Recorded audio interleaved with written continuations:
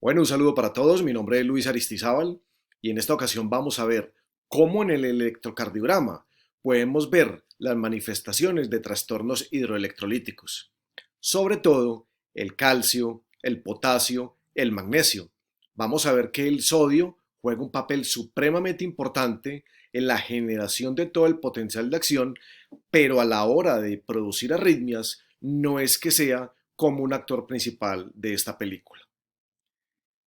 Recordemos entonces los valores normales, que pueden tener ligeras variaciones de acuerdo a los valores de referencia de cada laboratorio, pero más o menos tenemos como normal que el sodio sérico está entre 135 y 145, para algunos de pronto hasta 150 máximo mil equivalentes por litro.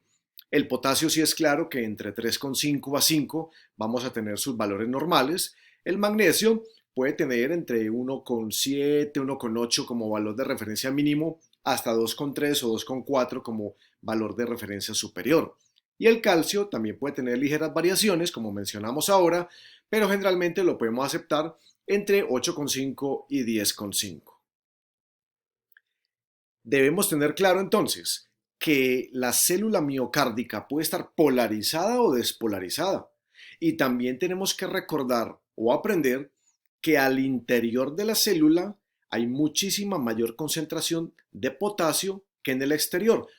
Todo lo contrario va a pasar con el sodio, que es muchísima más la concentración afuera que dentro de la célula, como vamos a ver a continuación. Entonces el potasio tiene mayor concentración en el interior y el sodio tiene mayor concentración afuera, como decíamos ahora.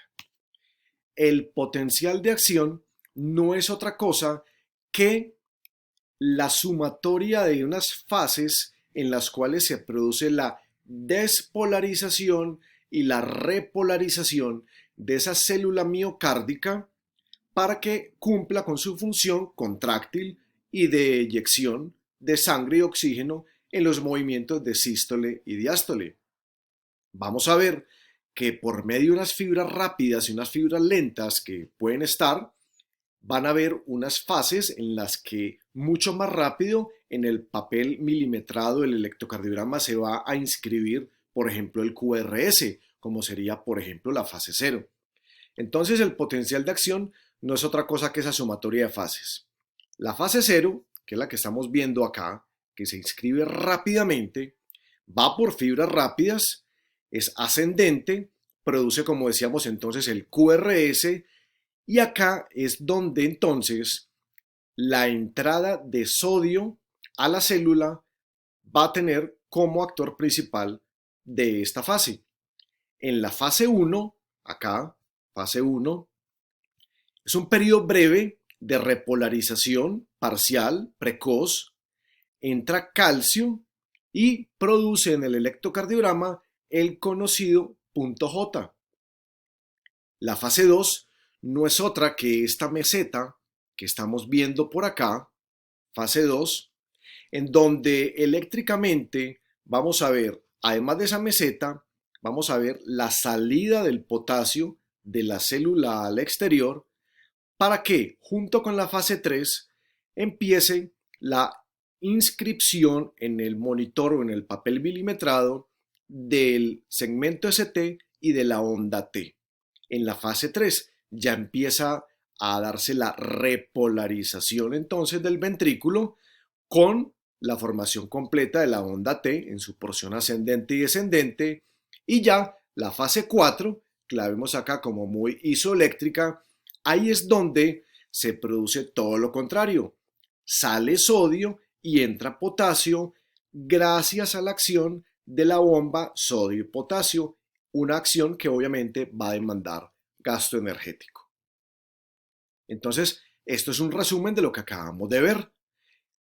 Cómo el sodio sale, cómo el calcio entra, ¿cierto? Cómo ese potasio también va a salir, pero entonces después vuelve a haber un equilibrio para que la célula que inicialmente estaba polarizada se despolarizó, debe nuevamente volver a un estado polarizado y que esto sea algo cíclico. Normalmente al interior de la célula polarizada la carga es negativa, en el exterior es positiva y cuando recibe este estímulo eléctrico se va produciendo esa alteración, miren acá en estado polarizado, negativo en el interior, positivo afuera, y si el estímulo llega en esta dirección, corre de izquierda a derecha, entonces acá empieza a volverse positivo, esto también volverá positivo, aquí como lo estamos viendo acá, hasta que finalmente la célula está despolarizada. ¿Ok? Entonces, claro, si tenemos eso entendido, vamos a ver cómo se comportan las alteraciones hidroelectrolíticas principales. El calcio, cuando ustedes sospechen o tengan la certeza de una alteración del calcio, lo principal que va a haber es una alteración del intervalo QT. Y recordemos que el QT, que debe ser corregido si hay alguna bradicardia o alguna taquicardia, para ajustarlo a esa velocidad, valga la redundancia en la explicación, tiene unos valores normales de 0.32 a 0.44 en el hombre y hasta 0.46 en la mujer. ¿Listo? ¿Cuál es la importancia? Como vemos acá, en la hipercalcemia se produce un acortamiento del QT, se produce un acortamiento, y en la hipocalcemia todo lo contrario, un alargamiento del mismo, que como vamos a recordar en estos trazos, puede ser ese alargamiento del QT a expensas de la onda T o podría ser a expensas del ST. Igual, sea por la onda T o por el ST, el QT está alargándose y habíamos dicho entonces hasta 0.44 en los hombres, hasta 0.46 en las mujeres, porque valores superiores pueden ser perfectamente la puerta de entrada a una taquicardia ventricular de puntas torcidas. ¿Ok? Que el paciente puede estar inestable desde el punto de vista hemodinámico o incluso presentarse en un paro cardiorrespiratorio. Acá tenemos todo lo contrario, un QT corto. Y entonces si tenemos un QT corto, dentro de las alteraciones hidroelectrolíticas para sospechar, aclarando que no es la única causa, estaría entonces la hipercalcemia. Entonces, hipercalcemia, QT corto, hipocalcemia, QT largo o prolongado.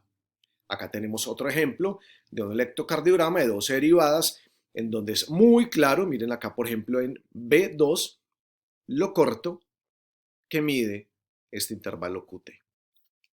Continuemos.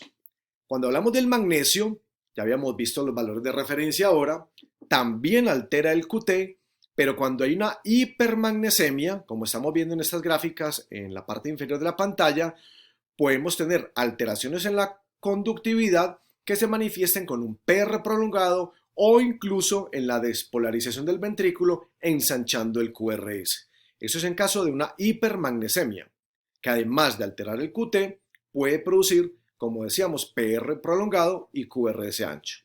Cuando tenemos es una hipomagnesemia, entonces vamos a tener un alargamiento del QT con el consabido riesgo de que nos entre en unas puntas torcidas. El potasio. Podemos hablar de hipopotasemia, hiperpotasemia o hipercalemia o caliemia. Todos esos términos están aceptados desde que entendamos que estamos hablando de trastornos del potasio en su límite inferior y en su límite superior, obviamente. Entonces, cuando hablamos de una hipercaliemia, es porque el potasio está por encima de 5, pero difícilmente entre 5, 5,5 nos va a producir alteraciones electrocardiográficas. Al principio lo más característico es la presencia de una onda T picuda, o también llamada en tienda de campaña, que puede llegar a ser del mismo voltaje de la onda R, de acuerdo a la derivada en la que la estemos analizando, por supuesto, o incluso podría superar el valor en milímetros en voltaje de la misma onda R, como decíamos anteriormente.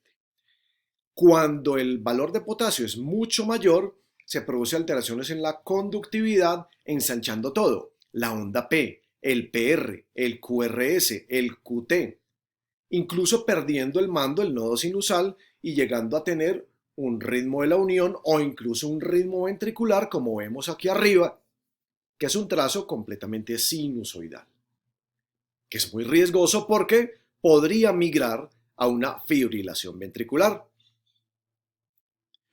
Entonces, ¿qué tenemos acá? Un electrocardiograma de 2 derivadas tomado en equipo multicanal, en donde estamos viendo una onda T picuda que, de acuerdo a la clínica del paciente, tendríamos que estar sospechando o descartando un síndrome coronario agudo. Pero cuando no es la clínica, cuando el paciente, por ejemplo, está tomando ahorradores de potasio, espironolactona, o tenemos el valor de referencia a un potasio sérico elevado, esto es lo que tenemos, una T picuda. Ahí lo tenemos mucho más claro, mucho más esquematizado en el rincón inferior izquierdo de ustedes. Una T picuda es igual a hipercaliemia. Tenemos otro electrocardiograma en el que estamos viendo una T muchísimo más hiperaguda, en la que no nos queda la menor duda de que esto pueda estar sucediendo. Decíamos ahora que se puede perder el mando en el nodo sinusal y ser perfectamente un ritmo idioventricular o mandado por el propio ventrículo, como estamos viendo acá en este trazo. Es un trazo supremamente peligroso porque, decíamos ahora, puede llevar al paciente a una fibrilación ventricular, o sea, meterlo a paro cardiorrespiratorio. Cuando hablamos entonces de todo lo contrario, una hipocaliemia, podemos ver alteraciones en la onda T. ¿De qué tipo? Puede bajar el voltaje, se puede aplanar, incluso el ST podría tener un ligero descenso. Y entre lo más característico es la aparición de una onda, una deflexión positiva que está entre la T y la P, que se conoce como la onda U, y que eléctricamente significa la repolarización del Purkinje. Entonces acá las flechas nos están indicando la presencia de la onda U, porque esta es la P y esta es la T. Entonces esta que baja por el mismo canal es la onda U. Ahí está muy sutil, muy difícil de ver para la gran mayoría de nosotros. En algunas ocasiones puede ser mucho más evidente, incluso al punto de llegar a confundirla. ¿Confundir qué? La onda T con la onda U. Y entonces es así cuando nos podemos equivocar en la medición del QT, porque no estamos midiendo el QT, sino que estamos midiendo lo que llamaríamos el QU, como estamos viendo aquí en este gráfico abajo. Miren acá, desde el inicio del QRS hasta el final de la U. Entonces acá estaríamos haciendo una medición inexacta. Tendría que ser, como estamos viendo acá, desde el inicio de la Q hasta el final de la T o el inicio de la onda U, para que tengamos un correcto intervalo QT. Y ya para terminar, miren este trazo que tan interesante. Cuando uno tiene la sumatoria en un electrocardiograma de 12 derivadas, lo sospecha por gran voltaje de los complejos QRS, lo sospecha porque puede haber una desviación del eje del QRS hacia la izquierda. Sospecha uno que hay un QT largo, que hay signo de Cornell positivo, que nos indica una posible hipertrofia ventricular izquierda, y vemos la presencia de unas ondas T picudas o hiperagudas. Esa tríada de QT largo más posible hipertrofia ventricular izquierda más T hiperaguda nos debe hacer pensar en una posible lesión renal del paciente. Espero que haya quedado claro. Síganme en mi página, por favor, denle click y like al video si les ha gustado. Recibimos todo tipo de comentarios para aprender mutuamente. Un abrazo y hasta un próximo video. Acá les estoy dejando unas lecturas recomendadas en donde pueden repasar y complementar más acerca de este tema. Espero que les haya gustado.